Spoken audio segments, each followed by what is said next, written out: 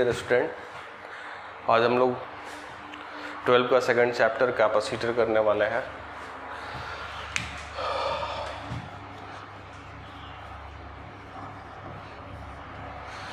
ये चैप्टर करने वाले हम लोग कैपेसिटर। पहला चैप्टर था इलेक्ट्रोस्टैटिक्स, चार्ज जब रेस्ट पे होता है उसका सारा प्रॉपर्टी पढ़ चुके हैं हम लोग। कैपेसिटर ये भी पढ़े थे, इतना डेप्थ में नहीं पढ़े थे, लेकिन कैपेसिटर क्या होता है यूज कर रहे थे, बस उसका नाम नहीं पता था कि ये अच्छा ये कैपेसिटर बोलते हैं। तो देखते उसको कैसे पढ़ रखे थे और क्यों नाम नहीं उसको बोल रहे थे और यूज में भी ला रहे थे कैसे। तो सबसे पहले समझते हैं कि ये कैपेसिटर क्या होता है। ये चैप्टर भी अभी आपका वही है, चार्ज रेस्ट वाला ये सारा प्रॉपर्टी है। इसमें भी चार्ज रेस्ट ही रहने वाला है और उसी का सारा वर्क करना है हमको। यहाँ भी मोशन में आएगा तो वो नेक्स्ट चैप्टर हो जाएगा, जैसा पहले हम लोग किए थे कि जब चार्ज मोशन में होता है तो मैग्नेटिक फील्ड, इलेक्ट्रोमैग्नेटिक इंडक्शन, ये सब चैप्टर आपका स्टार्ट हो जाएगा। तो सबसे पहले देखते हैं कि कैपेसिटर बोलते किसको है। तो बेसिकली कैपेसिटर एक कंडक्टर है, वैसा कंडक्टर जिसके पास कैपेबिलिटी हो इलेक्ट्रोस्टैटिक एनर्जी को स्टोर करके रखने का। अब ये इलेक्ट्रोस्टैटिक एनर्जी को स्टोर करके रखने का कैपेबिलिटी किसके रीजन से आएगा, तो वही चार्ज। इनडायरेक्टली उसके पास कैपेबिलिटी हो चार्ज को स्टोर करके रखने का। चार्ज है, इलेक्ट्रिक फील्ड है, इलेक्ट्रिक फील्ड है तो एनर्जी है। तो कैपेसिटर का वर्क भी यही है, ये एनर्जी को स्टोर करके रखता है। और कौन सा एनर्जी, चार्ज के रीजन से जो एनर्जी आता है, इलेक्ट्रोस्टैटिक एनर्जी को स्टोर करके रखता है। डिवाइस बोल सकते हैं, कंडक्टर तो है ही। तो उसको ऐसे भी डिफाइन कर सकते हैं कि it is a special types of conductor which have capability to store electrostatic energy. अब वो जो इलेक्ट्रोस्टैटिक एनर्जी बोली दिया, तो इलेक्ट्रो मतलब चार्ज और रेस्ट पे है, उसके रीजन से जो एनर्जी है तो उसको बोलेंगे हम लोग इलेक्ट्रोस्टैटिक एनर्जी। तो जैसे पहले करते थे हम लोग, क्या करते थे, जैसे हम लोग करते थे कि एक स्फीयर लिया हमने आर रेडियस का, कंडक्टिंग स्फीयर लिया, कंडक्टर है, और सपोज इसको प्लस क्यू हमने चार्ज दे दिया। प्लस क्यू चार्ज देंगे, यूनिफॉर्म रेडियस कर्वेचर है, सारा प्लस यूनिफॉर्मली डिस्ट्रीब्यूटेड हो जाएगा, सिग्मा आएगा, सिग्मा, ये सब हम लोग कर चुके हैं। अब इन्फिनिटी का अगर रेफरेंस लेना है, वी यहाँ का पोटेंशियल जीरो एज्यूम करेंगे हम लोग, तो इसका पोटेंशियल, इस सरफेस का पोटेंशियल हम लोग लिख सकते हैं Q divide by 4 pi epsilon naught R। लिख दिया। ये पहले कर चुके हैं हम लोग पोटेंशियल वाले चैप्टर में। इलेक्ट्रोस्टैटिक्स जो चैप्टर था, पोटेंशियल जिसमें आया था, वो कर चुके हैं।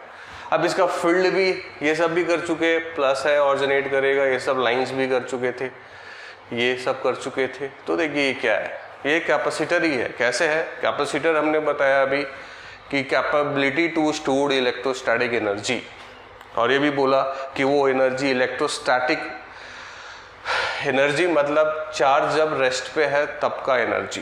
तो ये कंडक्टर लिया हमने, चार्ज दे दिया, फील्ड आ गया, ये यहाँ से यहाँ एनर्जी स्टोर हो गया, तो ये कैपेसिटर कहला गया। तो किसी भी कंडक्टर को हम कैपेसिटर बोलेंगे, ये भी आपका कैपेसिटर हुआ। अब थोड़ा ये पहले से रिलेट कर दिया, अब जनरल कैपेसिटर का बात करते हैं। जनरल कैपेसिटर का अगर बात करेंगे तो सपोज ये हमने किसी भी कॉन्फ़िगरेशन का एक कंडक्टर ले लिया, अब इसको जैसे ही हम प्लस क्यू चार्ज देंगे तो चार्ज आ जाएगा इस पे। कैसे डिस्ट्रीब्यूट होता है वो पता है, sigma inversely proportional to radius of curvature, ये सब तो पहले कर चुके हैं। अब जैसे ही चार्ज दिया ना, वैसे ही इस पे एक पोटेंशियल भी एक्वायर कर लेगा। ये सपोज वी पोटेंशियल एक्वायर कर लिया, वी इस तरीके से पोटेंशियल एक्वायर करेगा कि चार्ज जो होगा हमेशा डायरेक्टली प्रोपोर्शनल टू वी होगा। चार्ज डबल कर देंगे तो वी भी डबल हो जाएगा, चार्ज ट्रिपल कर देंगे तो वी भी ट्रिपल हो जाएगा। उसी तरह जैसे यहाँ, अगर यहाँ पे किसी ने 2q चार्ज लिया रहता तो वी क्या हो जाता, 2q divide by 4 pi epsilon naught R। ये सब कर चुके हैं हम लोग पहले। तो यहाँ से बोल सकते हैं कि किसी भी आइसोलेटेड कंडक्टर, आइसोलेटेड मतलब ये इन्फिनिटी तक का नहीं है, इन्फिनिटी सेपरेट हो गया, इन्फिनिटी का पोटेंशियल अब हम लोग जीरो एज्यूम कर सकते हैं, इसीलिए बोल रहे हैं आइसोलेटेड। और ये सब आइसोलेटेड ये सब पहले भी कर चुके हैं हम लोग। तो किसी भी कंडक्टर पे जैसे ही चार्ज देते हैं वो एक पोटेंशियल एक्वायर कर लेता है such that Q directly proportional to V। अब हमने बोला ये सब कर चुके हैं पहले, बस नाम नहीं बोलते थे, कैपेसिटर कर चुके हैं ना। अब यहाँ से एक जनरल टर्म लिख सकते हैं, एक कांस्टेंट आएगा जिसका नाम है प्रोपोर्शनलिटी कांस्टेंट, और यही है आपका C जिसका नाम है कैपेसिटेंस, और ये V। Q equal to CB। इस कंडक्टर, इस कैपेसिटर के लिए ये रिलेशन आया। अब यहाँ जो C है हमारा, C को हम लोग बोलते हैं प्रोपोर्शनलिटी कांस्टेंट। ये आपका C हो गया प्रोपोर्शनलिटी कांस्टेंट, और इसी का नाम है कैपेसिटेंस। इसी कांस्टेंट का नाम हम लोग बोलते हैं क्या, कैपेसिटेंस। अब कैपेसिटेंस क्या होता है इसको भी जानना पड़ेगा। पहले तो समझ गए कि कैपेसिटर क्या होता है। तो कैपेसिटर एक कंडक्टर है जिसके पास कैपेबिलिटी है इलेक्ट्रोस्टैटिक एनर्जी स्टोर करके रखने का। इलेक्ट्रोस्टैटिक एनर्जी स्टोर करके रखने का कैपेबिलिटी किसके रीजन से, चार्ज के रीजन से। इनडायरेक्टली मतलब उसके पास कैपेबिलिटी हो चार्ज को स्टोर करके रखने का, तो वो उस कंडक्टर का नाम हो जाएगा क्या, कैपेसिटर। उसी तरह है अब कैपेसिटर का कैपेसिटेंस, जैसे हम लोग रेसिस्टर पढ़े थे 10th क्लास में भी पढ़ना होता था। रेसिस्टर का रेसिस्टेंस जैसे डिफाइंड होता है ना, उसी तरह के तरीके से कैपेसिटर का कैपेसिटेंस भी डिफाइंड होता है। अब ये कैपेसिटेंस क्या है, तो कैपेसिटर का काम क्या था, कैपेबिलिटी टू स्टोर एनर्जी। तो समझने के लिए मैथमेटिकली इसका डिफिनेशन है, वो भी बताते हैं कि मैथमेटिकली कैसे डिफाइंड होता है। समझने के लिए इसमें यह है कि किसी भी कैपेसिटर का कैपेसिटेंस एनर्जी स्टोर रखने के कैपेबिलिटी को रिप्रेजेंट करता है। किसी भी कैपेसिटर का कैपेसिटेंस अगर आपका ज़्यादा है तो एनर्जी स्टोर करके रखने का उसका कैपेबिलिटी भी ज़्यादा होगा। यूनिट ये सब आगे बात करेंगे। इनडायरेक्टली थोड़ा और डेप्थ में जाए तो एनर्जी स्टोर करके रखने का कैपेबिलिटी ज़्यादा मतलब क्या, वो एनर्जी किस फॉर्म में स्टोर करके रख रहा था, चार्ज था, फील्ड था, एनर्जी था। तो ये भी बोल सकते हैं कि कैपेसिटेंस किसी भी कैपेसिटर का कैपेबिलिटी रिप्रेजेंट करता है to store higher extent of charge.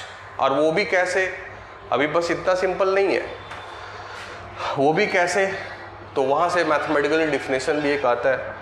Mathematical definition ये आता है किसी भी कैपेसिटर का कैपेसिटेंस को अगर डिफाइन करना है तो यहाँ से अगर हम बात करें तो C को यूज कर सकते हैं Q/V। C को यूज कर लिया हमने Q/V। अब डिफाइन मैथमेटिकली डिफाइन करने के लिए अब ये इसका कैपेसिटेंस आएगा, किस तरीके से कैपेबिलिटी है वो सब आएगा। अब यहाँ पे हम V को 1 वोल्ट कंसिडर कर लेते हैं। V को क्या एज्यूम किया हमने, 1 वोल्ट। तो अगर C फिर अगर लिखे तो Q/1 1 वोल्ट नीचे रहेगा, और ये तो कूलम है, चार्ज का यूनिट कूलम, ये सब कर चुके थे पहले हम लोग। तो अब यहाँ देखिए और डेप्थ में थोड़ा और ज़्यादा क्लियर हो जाएगा। अगर इसको डिफाइन यहाँ से हम लोग करें तो कैपेसिटेंस को डिफिनेशन जो मैथमेटिकल डिफिनेशन आता है, amount of charge required to raise the potential of conductor और capacitor by 1 volt is defined as capacitance of that capacitor. अगर कैपेसिटेंस को हम लोग डिफाइन करें तो यही बोल सकते हैं हम लोग, amount of charge required to rise the potential of conductor oblique capacitor by 1 volt। अब थोड़ा और क्लियर होगा। जैसे मान लिया कि कोई कंडक्टर लिया हमने, कैपेसिटर लिया हमने, उसका कैपेसिटेंस अमाउंट ऑफ चार्ज है किसके लिए, 1 वोल्ट से अगर हमको राइज करना है उसका पोटेंशियल, इन्फिनिटी का अगर 0 लिया हुआ है तो पोटेंशियल एग्जैक्ट बोल सकते हैं। 1 वोल्ट से अगर राइज करना है, या चार्ज नहीं था, इन्फिनिटी का 0 था, कैपेसिटर का भी पोटेंशियल क्या था 0।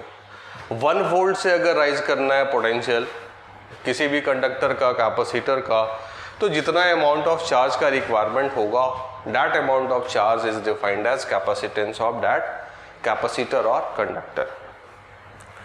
अब यहाँ पे थोड़ा ना कंफ्यूजन होता है कि किसी का कैपेसिटेंस ज़्यादा है, इसका मतलब क्या हुआ।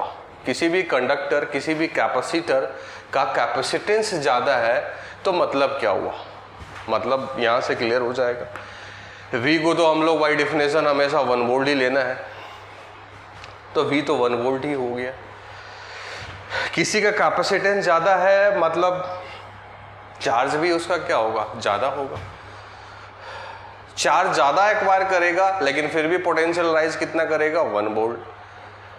तो किसी भी कैपेसिटर का कैपेसिटेंस ज़्यादा है मतलब वो हमेशा पोटेंशियल डिफरेंस या पोटेंशियल राइज कर पाएगा हमेशा 1 वोल्ट का।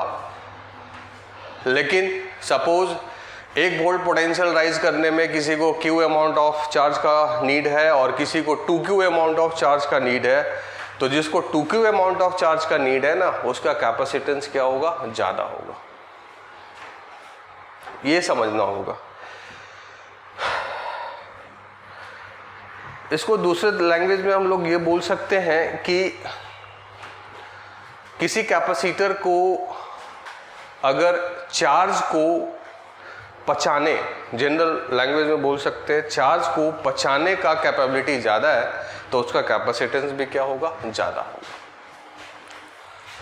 तो शायद अब क्लियर है, या और भी आगे आएगा, हम लोग जब यूज़ करेंगे तो और भी आएगा, और भी समझ जाएंगे कि कैपेसिटेंस क्या हुआ। अभी सिंपली इतना तो समझ गया है कि वोल्ट को हमको तो 1 वोल्ट ही राइज करना है हमेशा, जितना अमाउंट लगेगा चार्ज का, that is defined as the capacitance of that capacitor.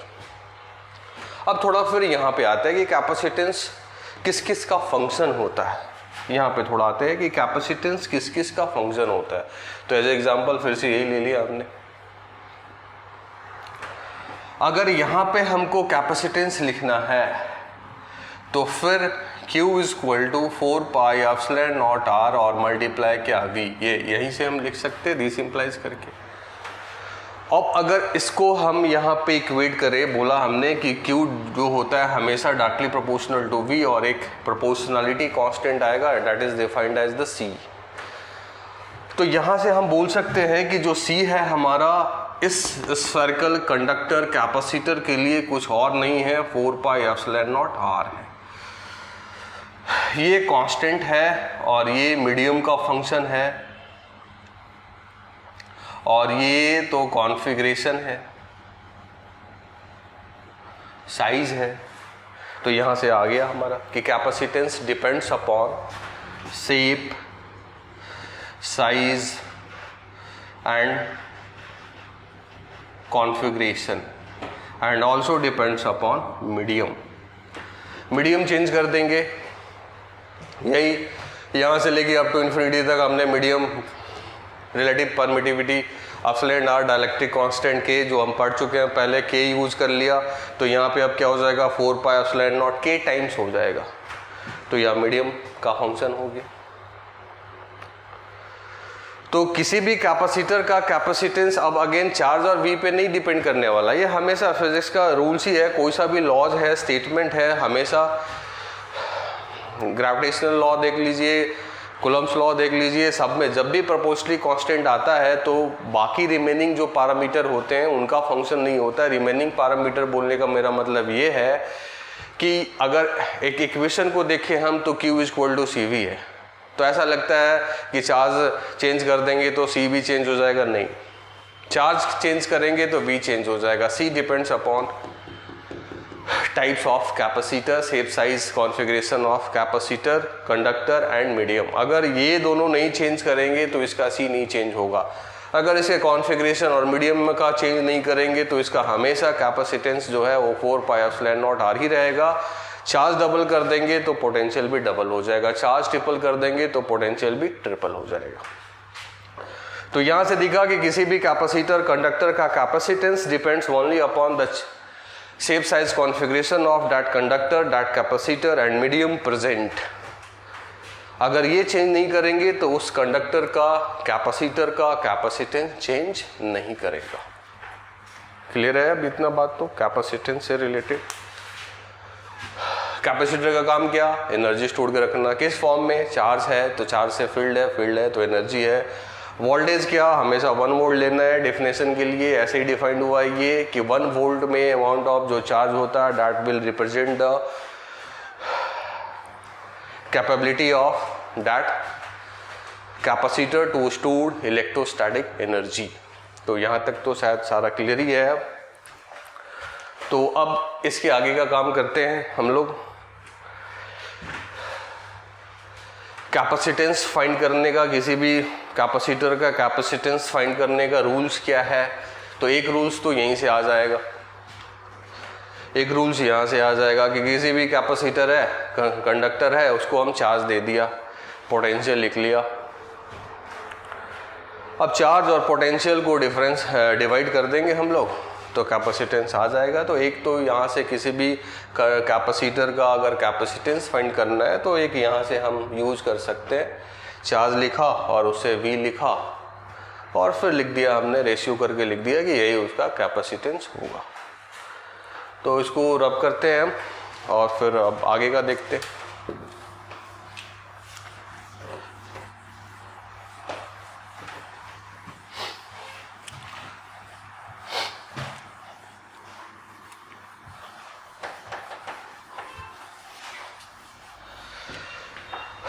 अब थोड़ा इसमें ये समझना होगा, थोड़ा जानना होगा कि हमने जो कैपेसिटर बनाया है ना, एनर्जी स्टोर करके जो रख रहा है वो एनर्जी कहाँ से कहाँ तक का स्टोर करके रख रहा है, ये भी जानना होगा हमको। कैसे जानना होगा देखते हैं। वो समझना होगा कि ये जो हमारा कंडक्टर है, कैपेसिटर है, ये एनर्जी स्टोर करके रख रहा है तो कहाँ से कहाँ तक का एनर्जी स्टोर करके रख रहा है। जैसे थोड़ा है वो और आगे हम लोग डेप्थ में करेंगे, थोड़ा उसको भी एक बार समझ लेते हैं। जैसे मान लिया कि एक हमने अभी जैसे एक स्फेरिकल कंडक्टर लिया था, इसको प्लस क्यू चार्ज दे दिया था और ये इन्फिनिटी था। इन्फिनिटी का पोटेंशियल हमने जीरो एज्यूम करना ही होता है। अगर यहाँ क्यू दिया है तो यहाँ का जो पोटेंशियल हो जाएगा वो हो जाएगा Q divide by 4 pi epsilon naught R. अब जो एनर्जी है वो ये आपका यहाँ इस सरफेस से लेके इन्फिनिटी तक का है। कैसे? जहाँ तक का फील्ड होगा वही तक का होगा एनर्जी। तो इसका फील्ड कहाँ से कहाँ तक का है? कंडक्टर है, अंदर में तो फील्ड होगा नहीं। यहाँ प्लस है, चार्ज फील्ड जो है ऑरिजिनेट करेगा लाइन से, ये सब गॉसला ये सब हम लोग कर चुके हैं सारा। यहाँ से लाइन से ऑरिजिनेट होगा, आइसोलेटेड है, कहाँ टर्मिनेट होगा? इन्फिनिटी पे टर्मिनेट होगा। तो फील्ड इसके सरफेस से स्टार्ट हो रहा है एंड टर्मिनेट कहाँ कर रहा है? इन्फिनिटी पे। तो इसका एनर्जी भी कहाँ से कहाँ तक है? इसके सरफेस से इन्फिनिटी तक। तो ये एक कैपेसिटर है, एनर्जी स्टोर करके रख रहा है कहाँ से कहाँ तक? यहाँ से लेके इन्फिनिटी तक। दूसरा टर्म देखते हैं। अब इसका कैपेसिटेंस फाइंड करने का जो रूल्स था, C इक्वल टू चार्ज देखो और V से डिवाइड कर दो।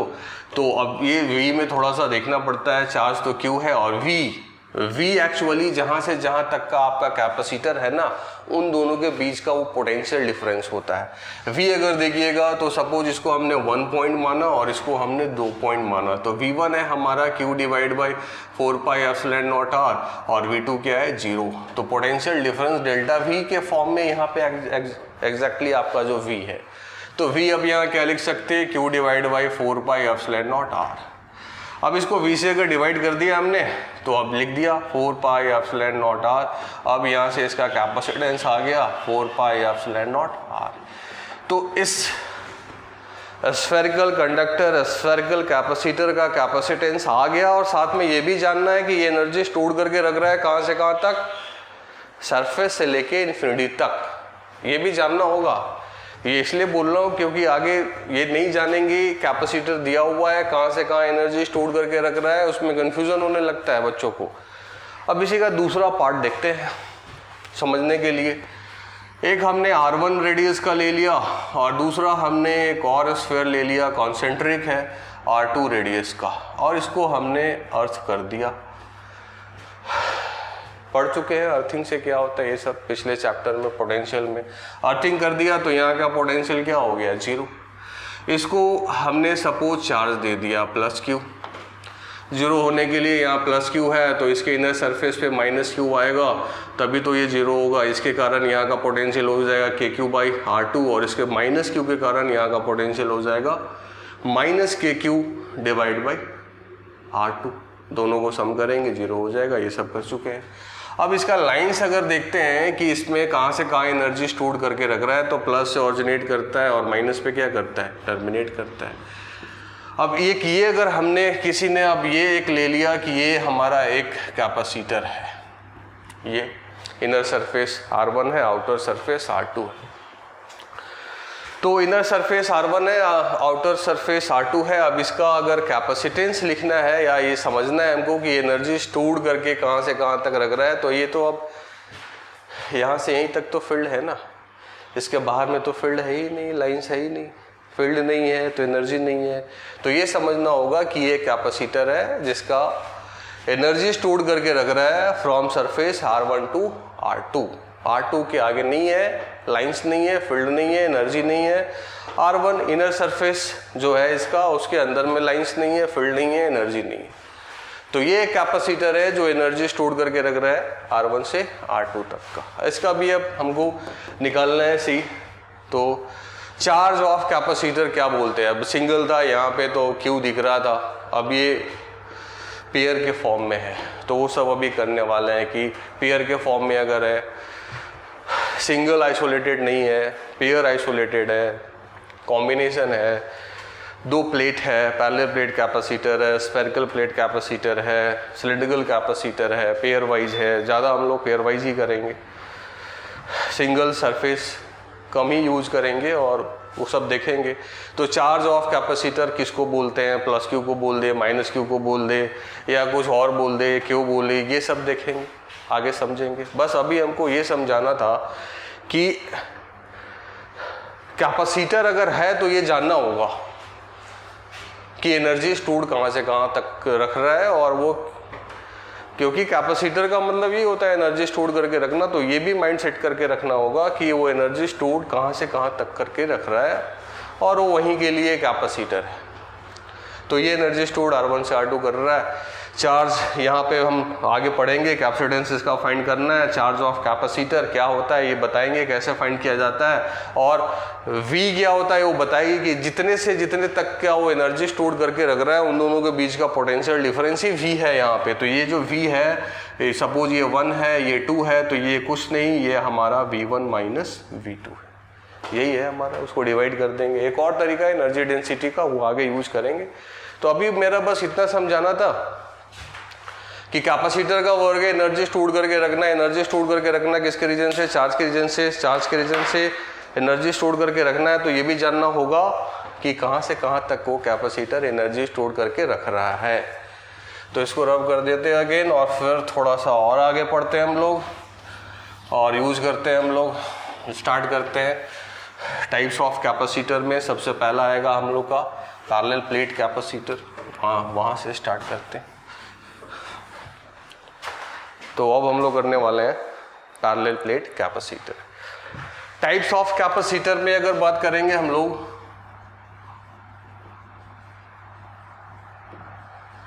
तो आएगा, एक आएगा पैरेलल प्लेट, दूसरा आएगा स्फेरिकल, तीसरा आएगा सिलिंड्रिकल।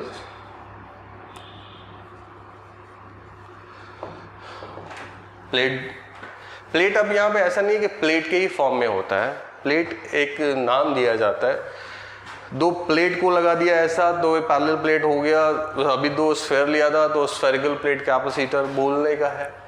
रिप्रेजेंट कैसे करते हैं किसी भी कैपेसिटर को, नॉट ओनली इन तीनों को कैसे रिप्रेजेंट करना है, सर्किट में लगाएंगे। रसिस्टर है, रसिस्टर को कैसे डिनोट करते थे पता है। उसी तरह किसी भी कैपेसिटर को कैसे रिप्रेजेंट करते हैं, सर्किट में लगाना है, पेन पेपर का यूज करके बताना है। तो रिप्रेजेंट करने का दो तरीका है। क्या तरीका है, एक तो आप ये वाला यूज कर लीजिए इस तरीके से। अब ये क्यों यूज किया जाता है, अभी करते हैं हम लोग। दूसरा है आप ये यूज कर लीजिए, एक स्टेट और ये दूसरा कर्व। अगर ये कहीं दिखाना है तो ये वही रिप्रेजेंट कर रहा है कि ये एक कैपेसिटर है। जिस तरह से रसिस्टर का हम लोग रेसिस्टेंस लेते थे, आर लिखते थे और इस तरह से रिप्रेजेंट करते थे, उसी तरह ये कैपेसिटर है और इसका कैपेसिटेंस क्या है, सी है। यूनिट क्या होता है सी का, फराड बोलते हैं हम लोग। अगर यूनिट की बात करें तो डिफाइन किया था Q बाई वी, ये आपका कूलम में है और ये आपका वोल्ट में है। अब 1 coulomb per volt is defined as 1 farad. 1 farad F से डिनोट करते हैं, कैपिटल F से। तो 1 coulomb per volt is defined as 1 farad. तो इसका यूनिट हो गया, ऐसा यूनिट हो गया फराड। ज़्यादा यूज करते हैं हम लोग, माइक्रो में यूज किया जाता है। माइक्रो कूलम ले लिया और वोल्ट को वोल्ट में ले लिया। तो 1 micro coulomb per volt is defined as 1 micro farad. तो ज़्यादा यूज जो यूनिट रहता है इसका वो माइक्रो फराड में यूज किया जाता है। माइक्रो 10⁻⁻⁶ क्यों यूज किया जाता है आएगा, माइक्रो में ही 10⁻⁻⁶ में ही क्या यूज करते हैं। तो ये उसका रिप्रेजेंटेशन हो गया। There are 3 types of capacitor, parallel, spherical and cylindrical. General, बाकी तो कैसा भी होगा ना, बाकी तो बताएगी कि ये भी आपका कैपेसिटर है, कंडक्टर है, चार्ज देंगे, पोटेंशियल आएगा, एनर्जी स्टोर करके रखेगा, कैसा भी हो सकता है। लेकिन मेनली हमको यही 3 पढ़ना है और तीनों में जो सबसे ज़्यादा डेप्थ में पढ़ना है वो यही पढ़ना है, पैरेलल प्लेट कैपेसिटर। सबसे ज़्यादा डेप्थ में इसी को पढ़ना है। बाकी एडवांस के लिए, IT एडवांस के लिए ज़्यादा इंपॉर्टेंट नहीं है स्फेरिकल और सिलिंड्रिकल, बस उसका यूज कर लेना है कि कैसे कैपेसिटेंस उसका फाइंड करते हैं और क्या होता है उसका। बाकी पैरेलल प्लेट कैपेसिटर का बहुत वर्क करना है, तो अब उसको देखते हैं। सबसे पहले स्मॉलेस्ट जो सिंपलेस्ट जो है पैरेलल प्लेट कैपेसिटर, उसका कॉन्फ़िगरेशन बना लेते हैं, उसको देख लेते हैं कि वो कैसे उसको काम में लाना है। ठीक है, तो अब हम लोग स्टार्ट करेंगे parallel plate capacitor.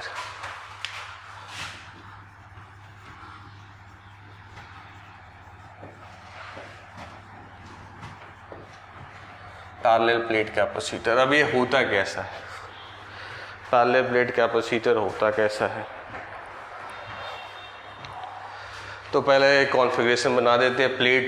Plate seat ये सब में डिफरेंस मैंने बताया था कि प्लेट और सीट में क्या डिफरेंस है, ये सब मैंने बताया था। एक बार थोड़ा सिंपलीफाई कर देते हैं।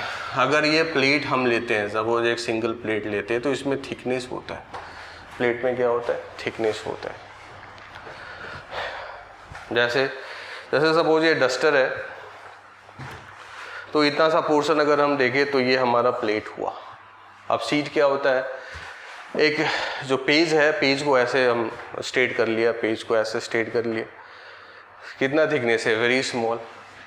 अभी भी क्लियर नहीं है, अभी और क्लियर होगा। अगर इस पर कोई चार्ज है, हमने क्या चार्ज क्यों